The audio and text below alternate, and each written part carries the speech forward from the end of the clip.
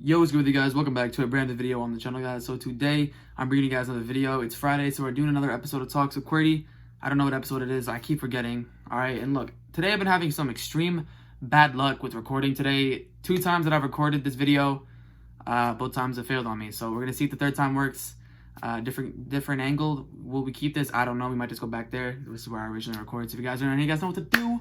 Be sure to leave a like and subscribe. I'm talking really fast. I just want to get this intro out the way. We're super close to 1,000 subscribers, so we'll be love if you guys will show some support. And today we're going to be talking about how to control your anger, because anger is a problem that we all face, and we all want to get rid of it, right? We all want to get it minimized or completely just gone out of our life. That's very important. I find anger is one of the stronger negative emotions that no one really wants to face and have to go through, just because it's not good. And I will say this right off the bat before we kick it off. I'm going to give you guys some tips, as well as one big tip that I have that can completely change you in the way you deal with anger.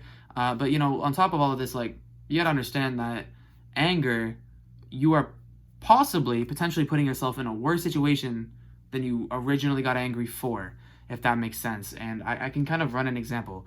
All right, let's say you're walking home from school and you trip and you fall, and then your phone hits the ground and breaks. Now, obviously, you're gonna get angry, right? That is just an inevitable thing. It's a natural thing. But you go home, your mom asks you how your day was, and you say to her, "Go away. I don't want to talk to you no more. I don't want to speak to you."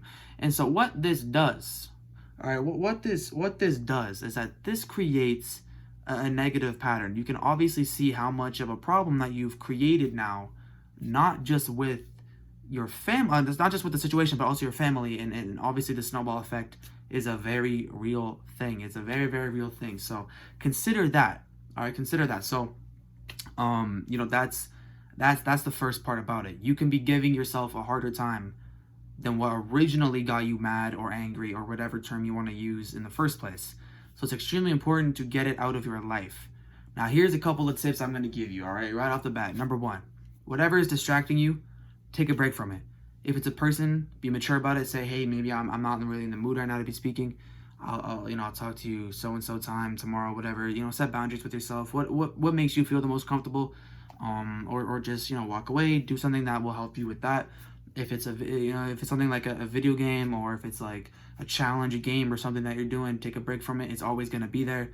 And if it's something like school, you know, yeah, you gotta probably turn in the assignment by the end of the day or by a certain deadline, and that's probably stressing you out. But you can probably just take a 10-minute break. I'm sure it will not hurt, and that could give you the mental clarity, can get your mind clear, and you can get back in it and do better for yourself. Obviously, that's just a very important thing. So the first tip, man, take a break from it. And I know it's going to be hard in the moment. You want to, by thinking that you can get over the anger by actually facing it and getting it done, is only going to make you more angry, to the point where you're at a point of no return. You're going to be angry for almost the rest of your day. It's not good.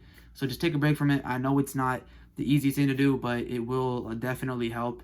And once again, your mental health is the most valuable thing. So just consider that and understand that. Now, the second tip, this one really helps with the first one, is the taking a deep breath. I'm sure someone during your lifetime has told you. I've been told by a lot of people, just take a deep breath if some stuff goes wrong. You know what I'm saying? But it's not easy to do this when something is affecting you. It's not easy to sit there and, okay, let me just stop everything I'm doing and take a deep breath. Your emotions are high, you're angry, and that's something that you just don't really want to do. So that is why I really like saying the first tip and then the second tip, because if you take your mind off of it, now you have more of a clear mind. And by taking these deep breaths, now you have more of a calm mind, and that can get you away from doing that and getting angry and focusing on whatever negative problem occurred to you, right? That is very important. So the third tip I have is, all of these tips are very correlated with each other, and that's why I say these things, because it can almost be like a step-to-step basis, and you can incorporate the first step to the second step to the third step if you guys really want.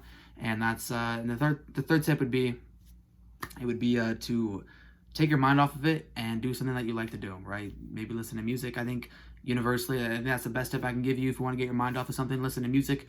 Pay attention to the lyrics, the beat, something. Don't just listen to music. Don't overthink it. But you know, you know what you love to do. If it's video games, play some video games. If the video games aren't the problem, then go and play it. If it's drawing, then draw. If it's just taking a walk or meditating or doing whatever, you know what works for you, and that could be good. So like you can do these individually, like whatever works for you, or you can do these step by step. First thing, take a break from whatever's making you angry, and second tip, Or, take some deep breaths. And the third tip, do what you got to do what you love to do, and then get your mind back at it. And that's a very important thing. Now, Ashton, Qwertyy, whatever term you want to use, what if you have a problem that you cannot go back to? What if, for an example, the phone breaks, and now it's like, oh, what do I do? Like, oh, what do I do? You can't go back to it. You can't take a break from that. So what do you got to do?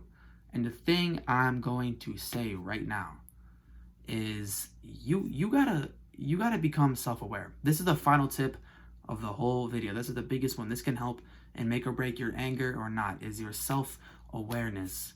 You got to understand what anger is actually doing to you, not because you're emotionally affected by it, but you got to take a look at it from a spectator standpoint, like a bystander. Don't sit there and become the emotion, become aware of the emotion and look at what is affecting you and really dissect it. Half the time you get mad at things that do not even matter, and you don't even consider this because you're so angry in the moment, it just doesn't matter what the problem is anymore. Your main intention is just to be angry, and that is a choice, and you need to get that out of your life. So by dissecting it, literally take 3 seconds to be like, what is making me angry right now? Just get rid of everything.